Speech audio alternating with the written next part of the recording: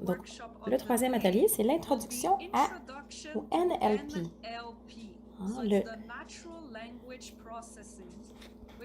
Donc, on parle de compréhension, de compréhension et de manipulation du langage, en fait. Donc, à l'introduction en NLP, on va avoir la chance d'explorer différentes applications syntactiques et sémantiques, l'analyse sémantique, les défis et les différentes techniques.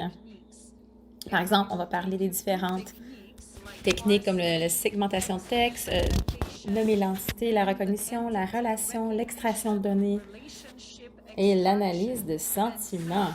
Wow! Ça, c'est... Il y a beaucoup d'informations.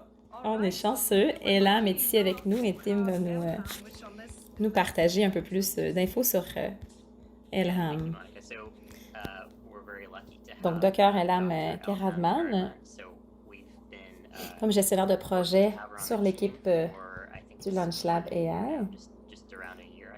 Donc, c'est elle qui est leader de l'équipe. Elle est une scientifique chez Actionnable en R&D et elle est chercheure en postdoctorale à l'Université de Montréal et un doctorat en mathématiques qui spécialise dans le développement d'algorithmes et le machine learning et son optimisation. Merci, Timothée et Monica. Je vais commencer par partager mon écran. Donc, notez que Natural Language Processing, on va garder l'appellation en anglais et pour raccourcir le tout, NLP. Perfect.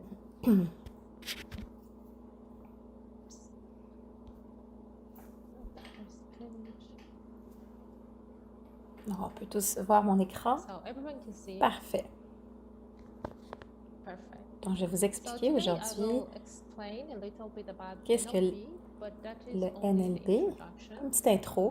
Et la semaine prochaine, je partagerai un peu plus de techniques en NLP, comment on peut programmer et quel genre de techniques on utilise en NLP. Donc, qu'est-ce que c'est en fait quand on dit le Natural Language Processing? Donc, on voit déjà la deuxième diapo que je vous présente, oui? Donc, un sous-domaine de sciences informatiques et de l'intelligence artificielle qui calcule en fait l'interaction entre les ordinateurs et le langage naturel des humains. Donc, le but ultime de l'NLP, c'est d'aider les ordinateurs à comprendre les langues comme nous, on les comprend en fait. Donc, l'NLP, c'est... Le but est de faire en fait que les ordinateurs comprennent et puissent générer des langues dites humaines.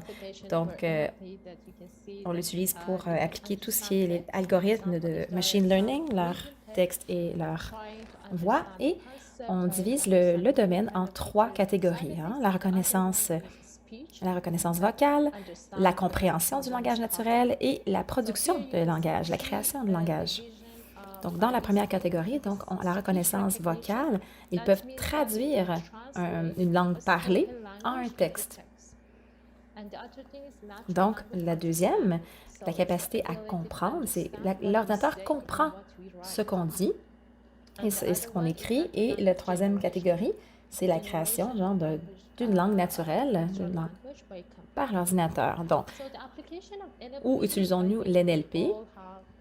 Vous avez probablement tous connaissance de l'NLP, un assistant personnel, Google, Cortana, Siri. Donc, on le voit aussi ici avec les moteurs de recherche comme Google et Bing, par exemple, qui complètent la fin de votre phrase quand vous cherchez quelque chose. Une troisième fonction, c'est tout ce qui est correction grammaticale et correction de texte. Presque partout, on le trouve, que ce soit de la suite Office, des exemples, par exemple, comme Visual Studios, et même dans nos moteurs de recherche, et la traduction même machinale, comme Google Translate. Donc, pourquoi est-ce que c'est difficile? Pourquoi est-ce un problème difficile? Quel genre de défi on rencontre avec l'NLP?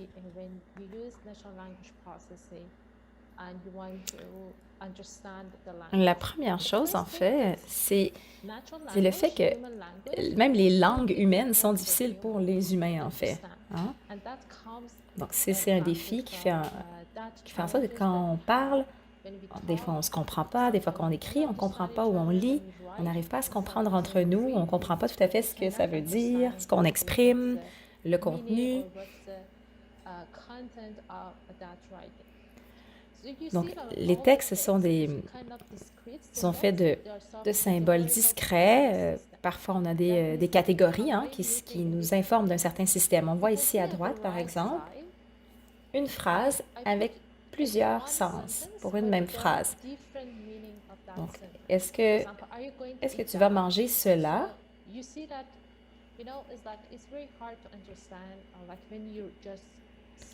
Donc, parfois, quand on prononce la phrase, on peut se rendre compte que ça peut être difficile de comprendre s'il y a plusieurs sens à la phrase. Donc, par exemple, aussi, il y a des mots, par exemple, qui ont la même sonorité. Par exemple, en anglais, on a le mot to qui s'écrit de 3 différentes façons qui veulent dire 3 choses complètement différentes.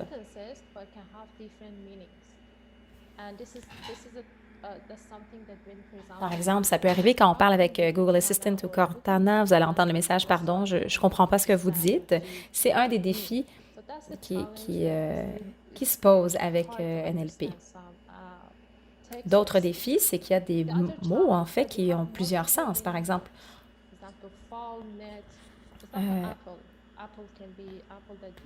donc, par exemple, on a le verbe tomber en anglais, qui a plusieurs sens. Je vais donc vous parler de quelques défis d'NLP. Donc, pour bien comprendre l'NLP, quel genre de technique on peut dériver en fait du langage naturel? Donc, 2 techniques primaires qui nous permettent de mieux comprendre la langue naturelle. Donc, on a l'analyse syntaxique ou sémantique. Donc, la syntaxe, c'est la structure grammaticale d'un texte. La sémantique veut plutôt dire le sens, en fait, que nous offre la phrase.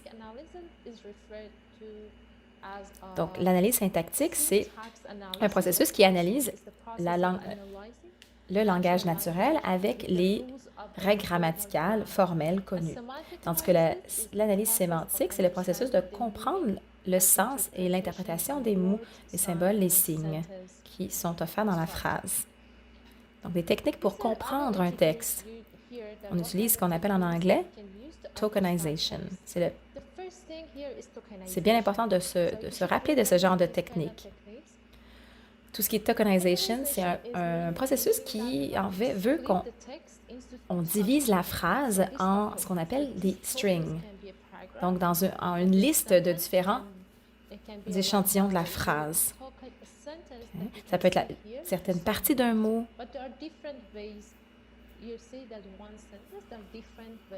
Ça peut être aussi d'un paragraphe. Donc, on peut voir, par exemple, une partie de la phrase qu'on sépare avec le mot tokenize, les différents éléments de la phrase.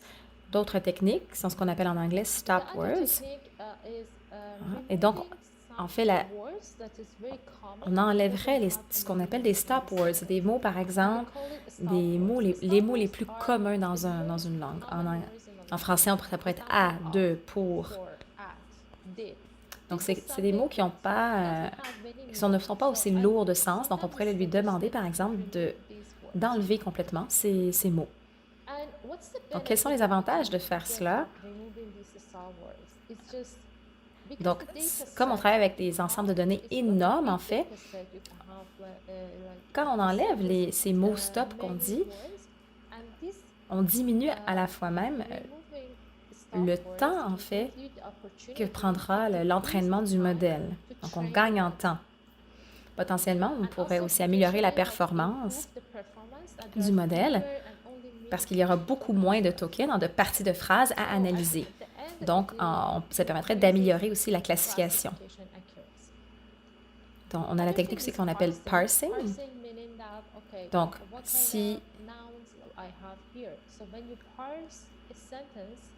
ce qu'on fait, en fait, c'est qu'on prend la phrase et on la divise en différentes catégories pour mieux la comprendre, rassembler les éléments qui se ressemblent.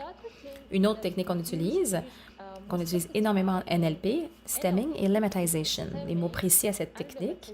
La première, ça vient de la morphologie et et la dérivation d'informations qui est utilisée en NLP pour faire un pré-processus, en fait, hein, une pré-identification pour être beaucoup plus efficace.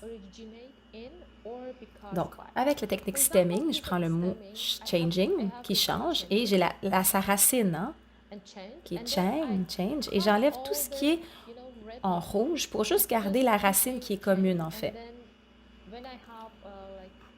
Donc, quand j'ai le mot changing ou changed, il ne voit qu'un mot, qu'une chose en fait. Lemmatization, c'est la même technique avec une petite différence. Avec le stemming, la première technique, on coupe ce qui est superflu, ce qu'on développe au-delà de la racine du mot, qui est commune, tandis que la lemmatization, on a une source qu'on appelle comme Colored WordNet. Par exemple, si on regarde la conjugaison du verbe conduire, hein, drive, drove, drive, driven. Donc, si je vois qu'à la fin du mot drive, j'ai un E, si je voulais faire la technique du stemming, j'enlèverais le E hein, et je rajouterais les ING.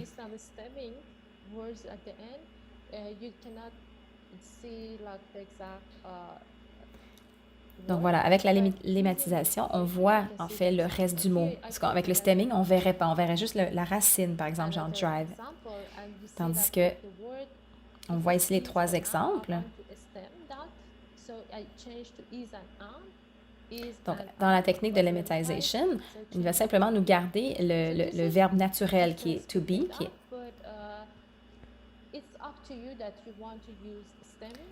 donc, on peut utiliser les deux techniques, mais souvent, on recommande d'utiliser la lemmatization. Donc, dans la segmentation de texte, on veut séparer différents mots, entités dans un paragraphe ou une histoire pour comprendre la sémantique, le sens, en fait, d'un texte. Ce qu'on utilise le plus souvent, s'appelle la reconnaissance de nom ou d'entité, par exemple.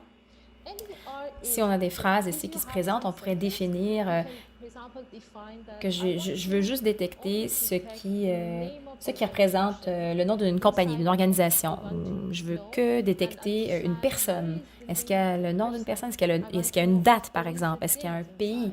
Des données géographiques. Donc, on peut lui demander de nous identifier les différentes catégories d'entités, entre guillemets. Et le dernier sujet, c'est l'analyse sentiment. On l'utilise souvent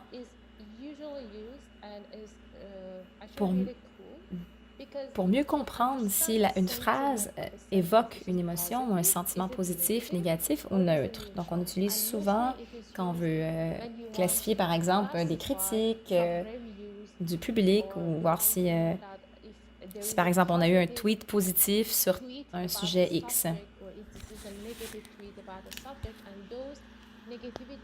Et donc, en voyant, on a un retour positif ou négatif, ça nous permet de mieux prendre une décision, par exemple, ou mieux comprendre le public cible, par exemple. Si on voudrait avoir les critiques d'un restaurant, on pourrait diviser en catégories combien des critiques et des commentaires étaient positifs, combien étaient négatifs, combien étaient neutres, pour prendre une meilleure décision. Et finalement, on a ce qu'on appelle le topic modeling, donc basé sur un sujet, une modélisation de sujet. Donc, on a un texte, par exemple, avec différents sujets dans un même texte. Ils peuvent parler de physique, de géo. Souvent, le topic modeling, c'est une technique d'apprentissage non supervisé. Il prend donc un modèle un assemblage de documents et on modélise en fait les expressions qui caractérisent le mieux la totalité de ces documents. Donc, j'ai trouvé par exemple 3 différents sujets dans ces textes et je me base sur la fréquence de répétition de certains mots. Je peux comprendre ce dont parlent ces articles ou ces textes. Donc, je peux peut-être permettre quelques questions avant de continuer. Est-ce que ces techniques sont aussi présentes lorsqu'on utilise le NLP pour des langues qui n'ont pas comme racine mère le latin? Donc, le NLP est utilisé pour toutes les langues, en fait. Ce n'est pas limité à l'anglais, ce n'est pas limité aux langues latines non plus.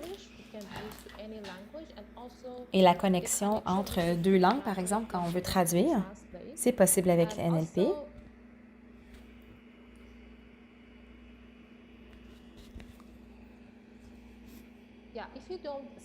Donc, si la racine de la langue n'est pas le latin, c'est possible de l'utiliser quand même.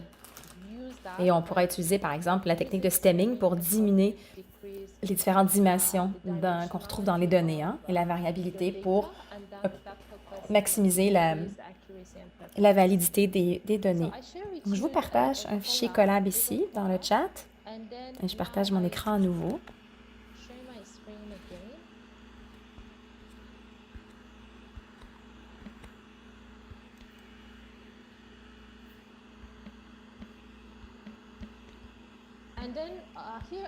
Donc ici, je vous présente en fait un outil très utile.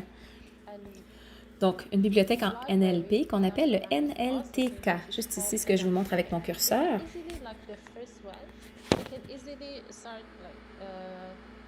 Donc, vous pouvez l'installer sur votre ordinateur et commencer à faire des tâches. Ici, je vous ai mis un texte ici. Donc, une phrase simplement qui était dans ma présentation au début. Ensuite, il y a un point à la fin de la phrase. Deuxième étape, je voudrais séparer ce texte en phrases. Donc, je fais simplement la fonction send tokenize avec le texte. Et ici, j'ai une liste des différentes phrases. La première phrase ici que j'encercle, qui est différenciée des deuxièmes et de la troisième phrase. Je peux utiliser la fonction word tokenize et je l'ajoute à la deuxième tâche et là, par exemple, je lui demande de me démontrer, de me dénoter les différents mots, en fait, de la phrase.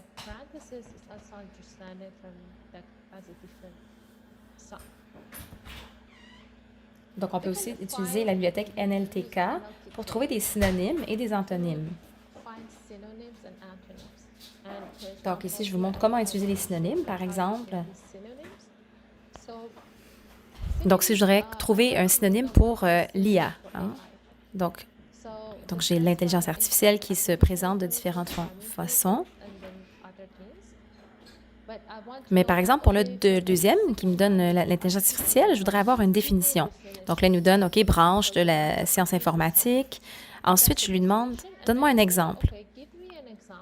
Donc, j'ajoute le numéro 1 et je lui demande de me donner un exemple. Donc, les spécialistes qui travaillent en intelligence artificielle souhaitent développer blablabla. Donc, on nous donne un exemple de phrase avec l'intelligence artificielle.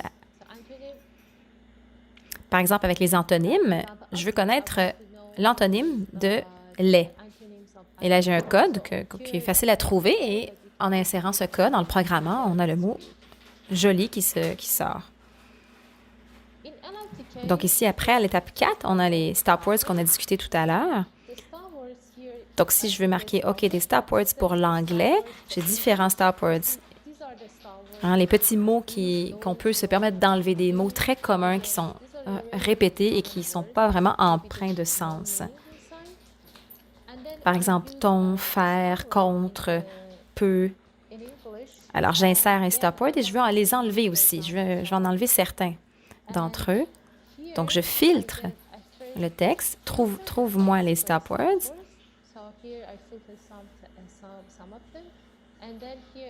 Et ensuite, j'ai demandé la fonction tokenize pour les stop words.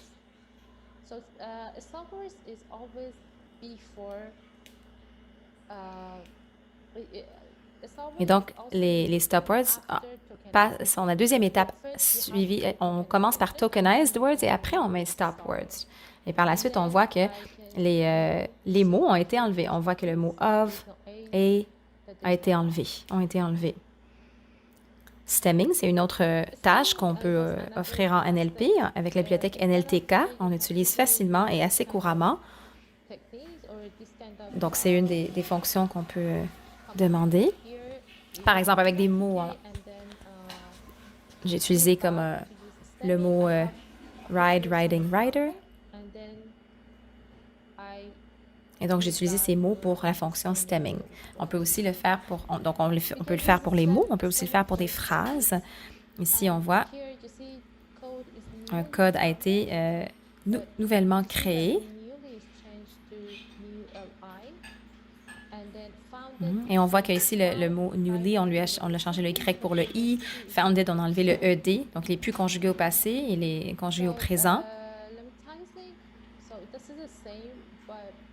Donc, lemmatizing, dont on a discuté tout à l'heure, donc avec la bibliothèque NLTK. Donc, je passe assez rapidement parce que vous avez déjà le code, vous allez pouvoir le découvrir vous-même. Mais après l'atelier, si vous avez des questions, n'hésitez surtout pas à me demander. Parsing, c'est une autre des tâches qu'on peut utiliser ici avec la bibliothèque NLTK.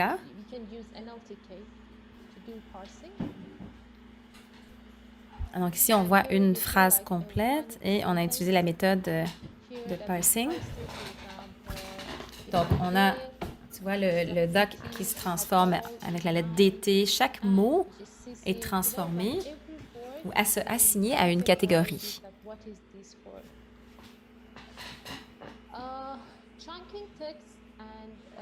C'est la dernière technique qu'on appelle chunking text. Donc, on essaie de trouver la relation entre ces mots. Donc ça, si vous voulez, ce serait un petit devoir si vous avez envie de le faire un peu plus tard. Peut-être plutôt en guise de pratique, en fait. Vous allez pouvoir pratiquer un peu plus sur Colab et puis poser des questions plus tard. Donc, ça me fait plaisir de répondre à vos questions s'il y en a.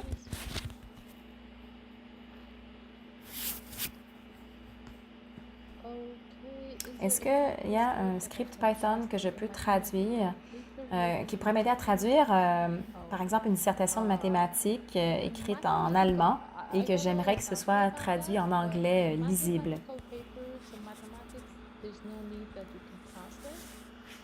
Donc, l'NLP, ce n'est pas précis aux formules, c'est vraiment le texte. Mais si le texte est écrit en allemand, je peux facilement traduire le tout en anglais. Mais le côté mathématique, les formules et compagnie, ce n'est pas du tout relié aux fonctions NLP. Mais tout le reste du texte, oui. Avez-vous une recommandation à nous proposer côté site web pour en apprendre plus par rapport à NLP? Il n'y en a pas un précis qui me vient, mais sur Monkey Learns, on peut beaucoup apprendre sur l'NLP. De mon côté, si je veux en apprendre plus, je demande à Google. Et après, je peux passer à travers les résultats et en apprendre plus à propos de ce sujet. Donc, évidemment, ça ne s'arrête pas avec cet atelier. La semaine prochaine, on en profitera pour discuter plus en profondeur des différentes techniques. Hein? Est-ce que, mis à part les bibliothèques pour l'anglais, est-ce que les autres langues ont leur propre bibliothèque à utiliser dans un LLP? Oui. Habituellement, les mêmes bibliothèques qu'on utilise pour l'anglais, on peut les utiliser pour les autres langues. On l'a vu par exemple avec les stop words.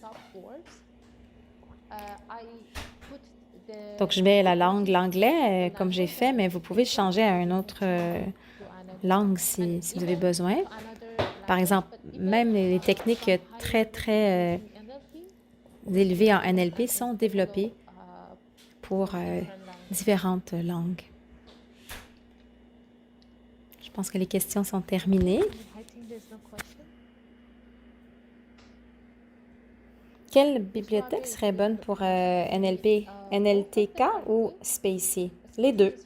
Donc, NLTK, c'est très bien pour la reconnaissance vocale, mais ça dépend de quelle tâche vous voulez faire, en fait.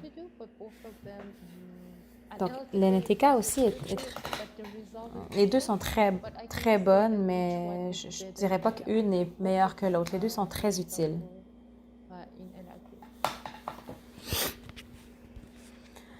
Merci beaucoup, Ella. Merci, c'est très, très, très apprécié. Merci d'avoir pris pris le temps de nous offrir une si belle présentation.